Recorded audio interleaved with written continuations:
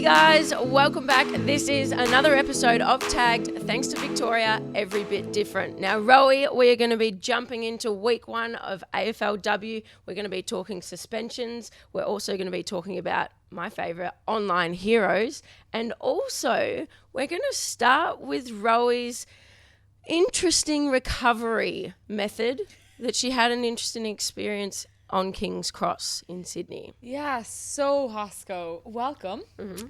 We want to check in about your hamstring as well after this, just a reminder to go back to that. But to talk about my recovery protocol, so I'm a big believer in recovery. So after the game, we finished at we got home to the hotel at about 11 o'clock. I did my recovery, did it the next morning.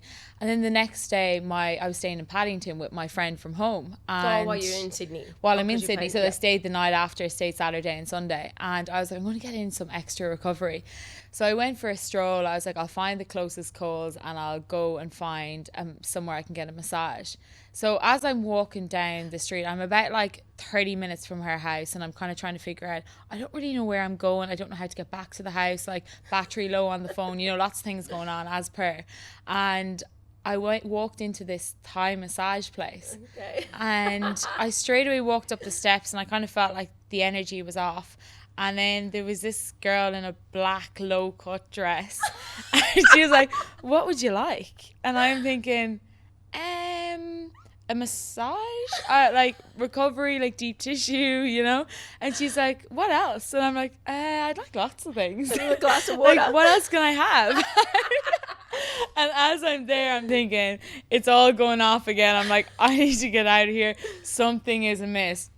So anyway, the experience was, I don't know what I was in for. I didn't, go further. I didn't deep dive into that experience. But I went to the next Thai massage, and, I had someone stand on my back and do all the things for recovery. So that was the start of my post-match recovery. Anyway, I feel so fresh today. So it was a better happy ending than we were pleased. It was. Right? That was what we were after. So jumping back to you, yes. How's your hamstring been? How have you been tracking? Good. I haven't been to any of the Thai massage places. No one walking on my back. Never. Have you never been to a Thai massage? I have. Okay. I definitely have. Yeah. Don't worry. I love a good massage. I'm actually good. So we've spoken about my hamstring plenty of times, and I've had a few good weeks now of training, getting some match sim in. I ticked that box yesterday. So I've ticked a lot of those hurdles that I need to make sure that I'm out there and right. I've got Thursday's main training session to get to, and I'm hoping that after that I can put my name up for selection. Great. I know. Yeah, because it would have been mixed emotions with you watching the game, obviously, between Richmond and West Coast, with, your feeling of Jess playing, but then also not playing yourself, but then the results going against your own team, but your sister doing so well. It was, because for us, none of our girls that, if you're not selected in the team or you're injured, we don't travel. So yeah.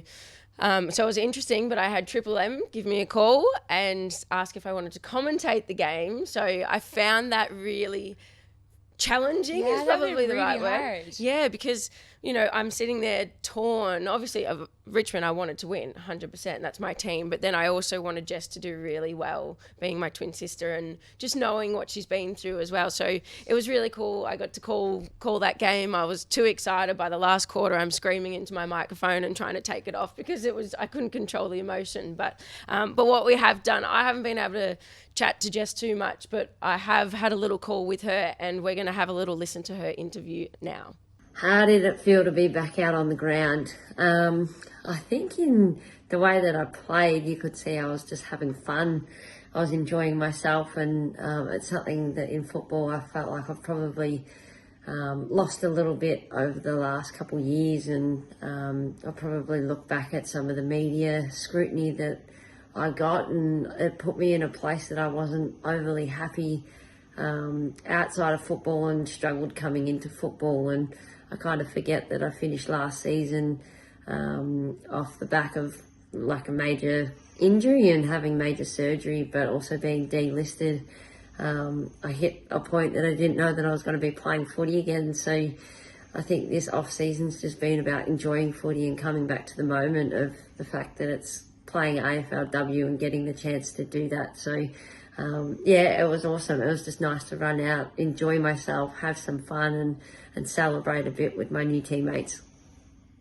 Daisy's coaching style, I think she has this ability to bring people together and make every player feel valued. I think in AFLW, and especially for women, like, they just want to feel valued when they play, let alone in any sport. So Daisy just has an innate ability to get a message across to all different learning styles. And I think coming off the back of playing last year, she's still got that knowledge of what it's like to be a player and what it feels like and what you want being a player. And she's got this ability to connect not only the players but the staff. Essendon this week, obviously Bonnie Toogood going down isn't great for them. They, from what it looked like, came up against a tough oppo and went down with a few injuries. So we know that's obviously going to instill a bit of fight in them, and they're going to want to come out guns blazing after a round one loss. So we're expecting it'll be hard at the ball and a few big contests and big hits. So we want to go in, play the way that we started off against Richmond and hunt. We've got a massive belief in, if we hunt and find the ball first, that we can then dictate how the game goes. So if we can do that, we want to gain territory. We want to, get the ball as far forward as we can and have as many opportunities, but turn over the ball as much as we can off the oppo. So game plan is to win, and hopefully we can do it by doing that. So before I do continue to talk about Richmond and West Coast, I need to ask you the question about Collingwood and Sydney, because the game got a little bit heated. Arguably, you got a new membership during the week, and that's to Fight Club, because you were involved in the melee as well, weren't you? Well, now, Hosking, I'm going to correct you on that. I myself wasn't involved in the fight, but what I would say is, so I just, one of my friends, in the other direction. Is that what? One of my friends texted me and said, I'm seeing a lot of the fight on social media, but I'm not seeing you anywhere around it. And I was like, yeah, I took that opportunity to rotate. I was like, catch you later. Anyway, no, I was actually on the boundary at the time, and I was dying to get on. I was like, Sam, let me on. And he was like, everyone was trying to like sit down, calm down. But like, there was, two parts of me was like, get stuck in. The other part of me is like, can someone hand me popcorn? Because this is, to watch it all unfold, started with a bump. Then Chloe Malloy marks the ball. Murray Atkinson, our Irish player, kind of caught her late, fell on the ground, and as she falls on the ground, someone pushes her down, and then it all kind of kicked off from there. So it was, a spectacle to watch. Do we love it? Do you love it as a player? You have to say, as teammates you love to see teammates sticking up for each other, and you love that feeling, and it builds such momentum in a game. Like, that's where, when I was sitting on the boundary, I was like, please let me on. I was like, it makes, it puts a fuel in your fire, I think. So I was dying to get on, and I was sick in that I was off the field for it. Well, there's always two kinds of teammates. There's the ones that will come from 50 metres away to get involved. Yeah. And then there's the ones that run in the opposite direction. Like, which quick one are you? Story. Oh, absolutely. I'd run 100 metres to get involved. But with Maddie Shevlin at Richmond, she's going to hate me for sharing this story. But she's will always run away from a fight. Or even if it's right next to her, she's like, nah, I'm not in there. She's a great teammate. But she had this one time where we finished the game and she walked up to everyone so confidently and proud. And she goes, girls, I got in my first fight. I did. I pushed someone, and it was against Brisbane. She thought she had pushed Dakota Davidson. She'd been pumping this up so much and thought she got involved, helped her teammate Beth Lynch. We've watched the footage back. She runs away. The only thing she does, she goes in to support Beth Lynch, but then goes like a little tiny touch and then runs back the other direction. So she's pumped this up for a whole weekend. So if I can find the footage, you got to have a look at it, because it is absolutely hilarious. But she's a great teammate other than that, but I would not be picking her to have a fight with me at all. Oh, tell me about it. I had another incident last year against Essendon. I remember there was a player, I can't remember exactly who it was, but they were streaming towards goal, and twice the size of me, but I was like, I know I just have to stand in their way, even if she runs over me, at least I'll stop her for 1 second. So I knew I just had to take one for the team. Anyway, she literally, quite frankly, ran over me, and I was just flat on the ground, and Sabs comes over, and Sabs is like, pick on someone your own size. She's like, I'll meet you in the car park after. But yeah, like, it's just like pretty funny, isn't it? Getting involved or not. But I have to say, there's one thing that I would say about the game on Friday night. Despite the result not going our way, we're disappointed with that and probably feel like we could have done a better job in the end. But the atmosphere was electric. Like, it was one of those occasions that you loved being a part of, and from start to finish, I think Sydney put on a really good show. There was a great crowd. It was a really good atmosphere. And great way to kick off. Sydney fans are amazing, and seeing Sydney come into the competition as well, I think they were one of the highest ranked teams for an audience sense. So it's really cool to see them turning up. But also part of that fight, there came a suspension. So your teammate Tani White, as we mentioned earlier, she was the one that bumped her opponent mid-kicking action, or arguably it's sort of come out that it might have been a late reaction. So the problem is with this, and when you're opting to bump in any scenario, and if someone gets hurt or injured, in particular concussion, it's dealt with at such a severe level. And I think obviously there's a big push from AFL to protect players' heads, to make sure that there's safety in the game. But what it's done, Tani's now been ruled out for 3 weeks, am I right? Yeah. So there is, at the end of the day, the one thing you want to make sure is that all players are okay. You don't want to encourage concussion or any of that. But there is a good talking point around the length of AFLW season. Now, we only play 11 games this season, and she's essentially rubbed out for a quarter of it. Well, more than a quarter of it. So, like, what is it do? Do you turn it into it's based off the season, or do you still go by based off the impact that they have? Yeah, that's the thing. Like, I'm not across the full details of, where it goes from here, but I know that the job of the AFL is obviously to have players' safety in mind, is at the front of their mind. Yeah. So for me, it's as a teammate, I just have to be there for Tarni and support her in how she is, and kind of be there to listen to her on her side of the story, I suppose. But yeah, it's a difficult one, but it's definitely safety is paramount. Yeah, well, that's what worries me sometimes, because I know one way and one way only, and that's 100%. So, if I'm going to shepherd for my teammate, I'm making sure that person falls over. But I'd be lying if I didn't say there is some sort of hesitation in my head now, having to make sure that, I'm completely tackling properly. And if I do opt to bump, do I take 20% off that bump to make sure that player's not getting hurt? It's such a hard decision and topic. Yeah, we talk about intent to defend and, wanting the game to be more physical and all that. And it's really hard to find the line. And obviously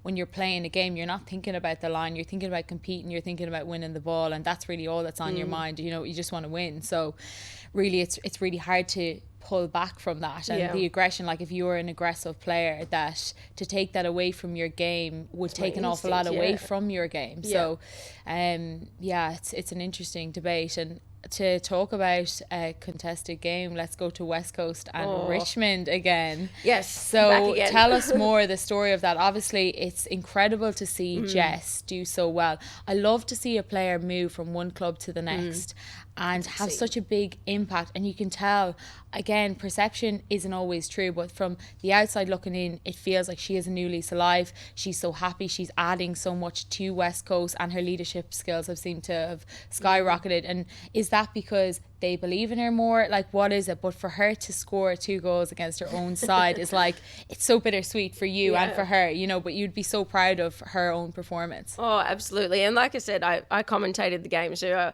I was so torn. But when she got her first goal, I was having a bit of a laugh and saying someone needs to flatten her next time, like, that sort of stuff. But then to see her kick the goal and how she celebrated, like, I know that she's loving football, and I know that she has this new lease on life. She went through a really, really difficult time across that period. She was in the media a little bit and had a lot of troubles, but it was, she's sitting there kicking herself, and sometimes you catastrophize things more in your own head, but it's just so nice to see her playing with freedom. And again, when I get to call her and speak to her and have a chat, like, it's just so nice hearing that she's loving it over there and she's having an influence. And I think, she's on a 1-year contract right now, and this one's for you, Jess. But I think you'd be crazy as West Coast right now. The impact she's had on and off the field, she'll still be playing for a number of years. Yeah, 100%. Why not? She has all the talent in the world to keep going. Yeah, aside from obviously Jess playing really well in that game, I thought she had an outstanding first half. It was Richmond as well. When I loved the girls and the way that they went about it. Unfortunately, I think, West Coast came out firing, and you have to give them credit. It's something we haven't always seen from West Coast, but I think with the new coach and Daisy, they made it so hard for our girls to get the right ball movement. It was just little things, some fundamental errors, but if you look at the stats on paper, a lot of the stats were in Richmond's favour. So arguably at the end of the day, I think the thing that let us down was our inaccuracy. So I think, and that's one of those things, we've been practicing all season, so it's not like we need to change anything. I think that's the comfort that I take in it and my teammates take in it, is that it's purely we were just a little bit inaccurate. We kicked 9 points or had 9 points for the game, and it would be a very different kind of look had we have scored at least another 1 or 2, or in particular in that first half. Yeah, 100%. And our game was much the same story, kicking 4-11 as well on our side. So you wonder, is it a lack of practice? Is it mental prep? Like, what is it? What exactly goes through your mind when you're kicking a goal? Are you distracted? Are you focused? Like, there's, you dissect all the small things that lead to those things, and why are some people just have like ice in their veins when they're taking set shots, and why are you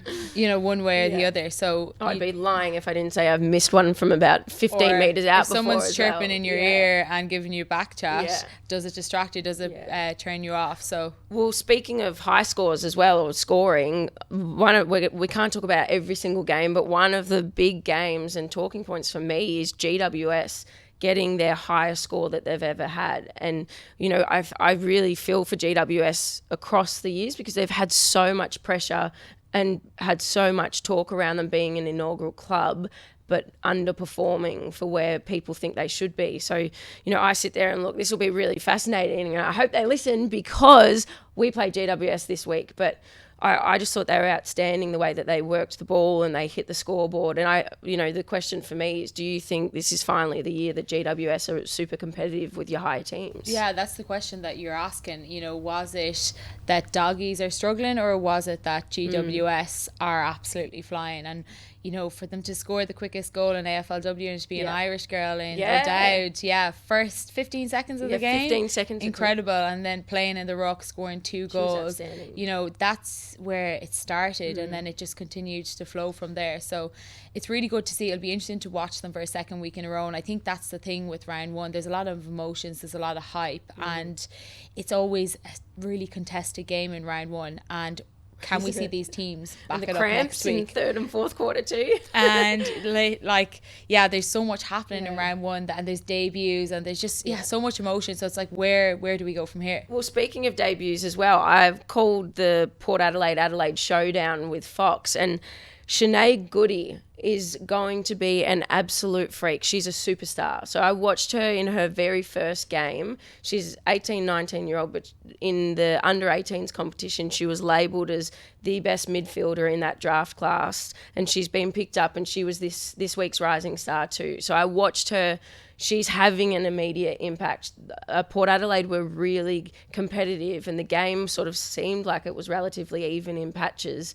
And I think she's just going to be outstanding. So right now I haven't seen everyone, but I'd almost put my money on her for the Rising Star. But that's a huge thing for a young player to come out round 1, the emotions, the hype, and to execute and perform under pressure in their very first game. Like, that's incredible to see, and fair play to her on that. And the other big game, I know we're talking all football almost, but is North Melbourne-Brisbane grand final rematch. Did you expect the result? So North Melbourne ended up pumping Brisbane.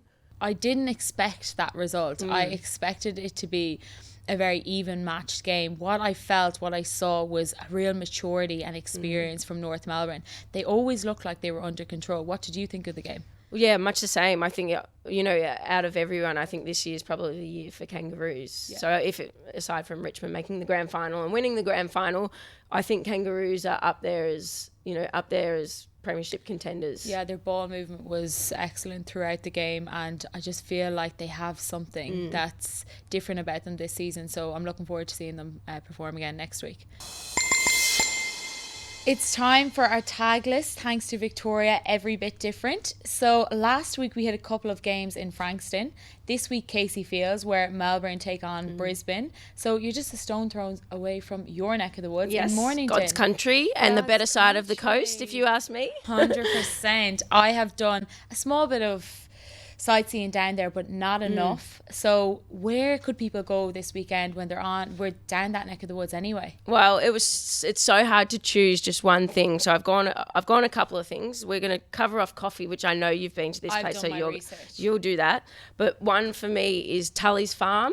So it's in Mount Eliza. It's not too far from Frankston. It's the next suburb across, so it'd be about 5 minutes from there. It's out on Wallara Road or driving on the back of Murdoch Highway. So if you were a big TikTok fan at any stage and you saw people going and buying those cups of strawberries with all of melted chocolate on it, that is Tully's Farm. So you can definitely get down there. They do a lot of fresh produce. They got some amazing little courtyard areas. So that's number one, really close to Frankston. Number two, I'm going to go Rocky Creek You Pick Up Strawberry Farm, which used to be Sunny Ridge Strawberry Farm. Love this place. Great place for a date, great place to take family and friends, great place for kids. So you essentially buy an empty punnet, you get to go and walk through all of the strawberry fields, pick your own strawberries, and if you're too lazy or you can't...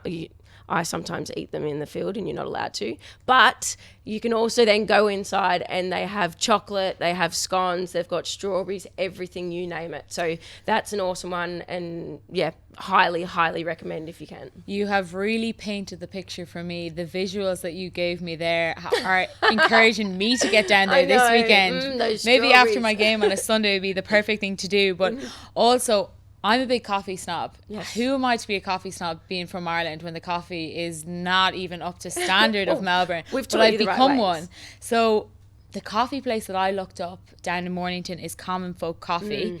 So it's on Progress Street in Mornington. So quality coffee doesn't just taste good, but does good. It's one of my locals as well. So it's in the industrial sort of area of Mornington, but it's so cool. The vibe's big. Like, it's one of those old school warehouse style cafes. So that it's really cool. Dog friendly too. I don't know if they are, but I take my dog there. So I haven't been told off yet. So you can, if you've got a dog with you, bring your dog down, and they do absolutely great coffee.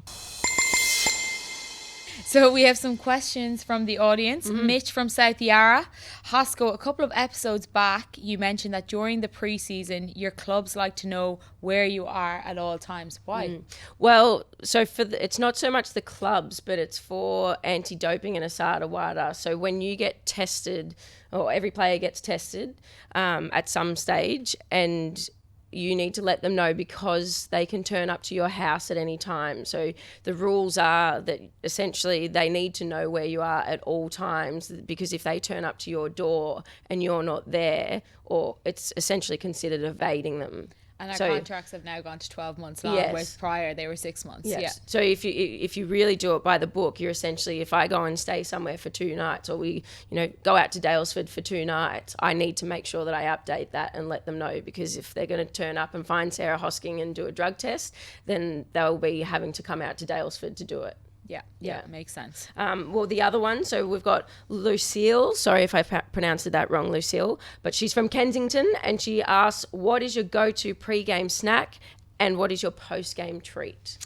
My go-to pre-game snack would probably be watermelon, something easy to digest. Really, I don't know if you feel like this, but prior to a game, you're kind of on edge, you're nervous, and you need to know you have something that's really predictable. What do you feel? Absolutely not. I could eat a Big Mac and a full family box before a game and I'd be fine. Stop. Wouldn't think twice about it. Yeah. Oh no, I'd be well prepared, well versed in what I need to eat prior to a game. Oh, yeah. That's not me saying I do eat a Big Mac and a family meal. Are you a professional or what? Yes, of course I am professional at eating. No, mine would be, I don't know, the club always make peanut butter and jam sandwiches. Yeah, so sometimes I something like those, simple. gives you a bit of energy. If it's breakfast, I'll go like a smashed avo or something. I try and get a bit of everything, like all food groups. One of the new girls actually has, a couple of the girls on our team, their pre-game snack is rice, honey and banana. Random, Rice? controversial. Yeah. I've but heard it's of high toast. GI or something, and it's good for prior to a game apparently. Interesting. But also the post-game snack is probably what people are more interested in. For me, it's just like, I just need a meal that fuels me so that I know that I'm going to recover well. And then Messina ice cream. Have you had the super dulce deluxe? I don't even know how to Say that pronounce again. it. And super You have to say it with the something accent, something yeah. caramel. Basically, Wow. it's just amazing caramel. Have you Like ever had a family it? box or just an ice cream? It's A just family an tub? ice cream. Oh, boring. Three scoops, and it's heaven on earth. Ice cream's my weakness. So like if I start, I can't stop. I would literally knock off a family tub of ice cream. It is, I'm just like drooling thinking about it. No, okay. So my post-game treat, chalky milk all the way. I absolutely love it. I don't know what it is, but I love when the club provides it. So normally we have like up and goes or some chalky You're milk. looking for in the middle. freebies again. I'm Classic Costco. Trust me, I will take some and shove them in my bag.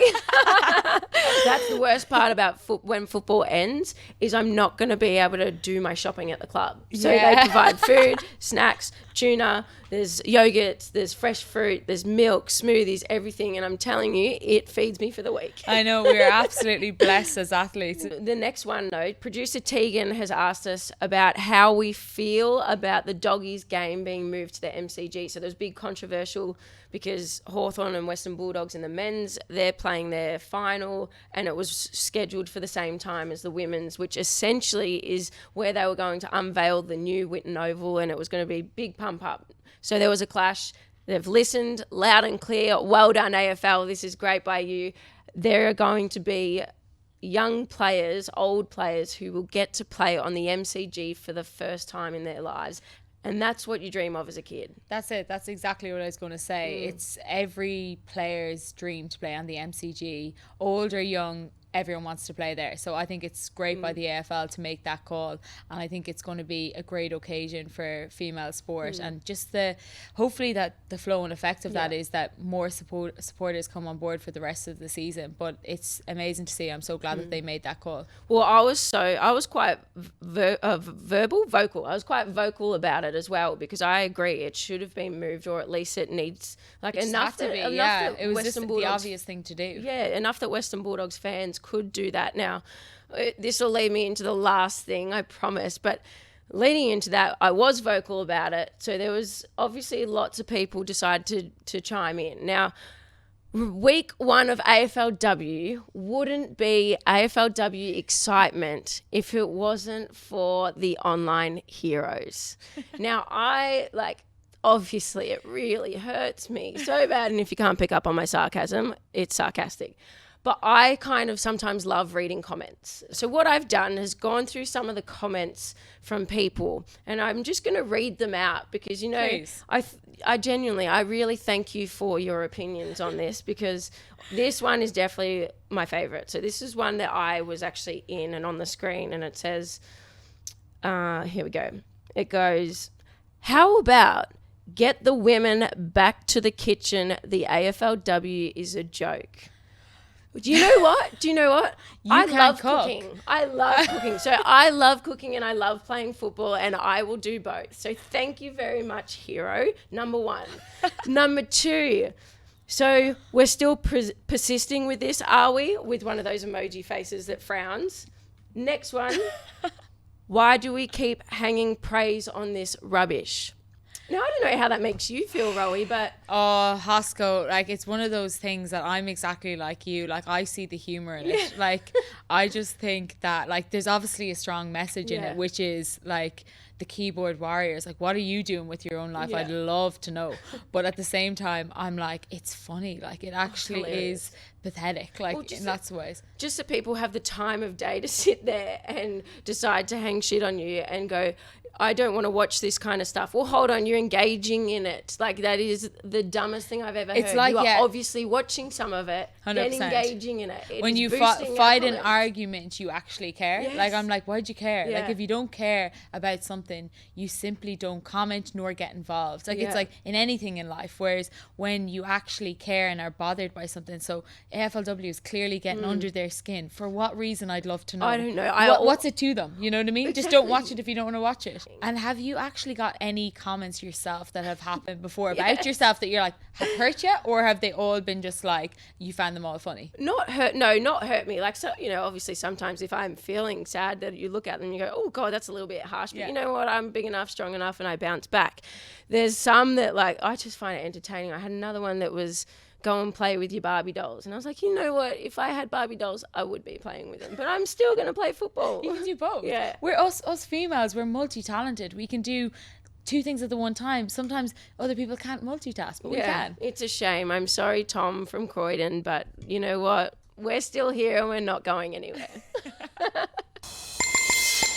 That's all we have time for today. You best believe we'll be back next week for more on round 2 of the AFLW home and away electric season. It is, and that's right. So remember, Tag is a vodcast and a podcast, so you can watch and listen. So make sure, if you haven't yet, go and follow us, give us a listen, make sure you like it and share it, spread the word and share it around. And definitely send through your questions to tagged@afl.com.au. Well, that's it. We'll see you guys next week.